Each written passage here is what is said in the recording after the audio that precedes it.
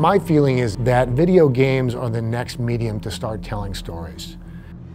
A lot of times when you're making a game, you do the story last. But we've completely changed. We said the story is really important, start from the beginning, and that will inform the different objectives and routes that the character will take. And we are constantly refining the story to make sure that it's actually revealed in a way that you're interested in watching and at the right points. I hope that the story is compelling enough that it will make them stop because they're afraid to go on without knowing more about what it is they're going to encounter.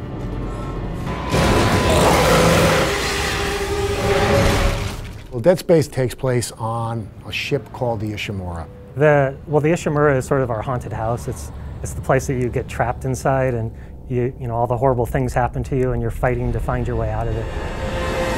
The setting is really dark and foreboding in just the best of times, so it makes for a great opportunity to make the player scared all the time.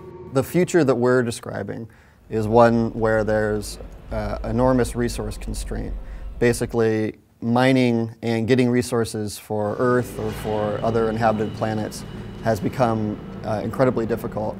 And what they do is they go out to big planets that are deep, deep out in space, and they mine the whole entire planet. They just rip it to pieces. And once we had that image of like this planet being ripped apart, we thought, well, what if you ripped apart a planet and there was something inside it?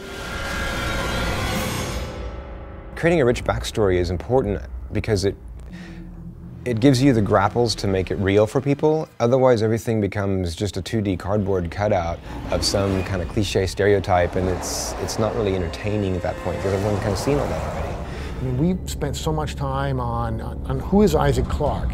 We've delved into his history with, well, his parents are divorced and he hasn't seen his dad in 12 years, and his mom joined this religious group, and the same thing with all the other characters. And the more that you know about the characters, the more that you're informed on what they would do in a certain situation.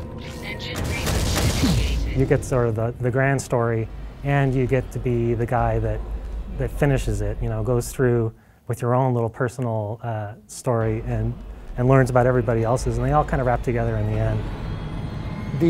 The story unfolds in the game to you just as it does to Isaac. Either you're getting your story through video logs or through events that are happening right in front of you. It's really key to immersion because you don't have anything interrupting the player's experience on the controller.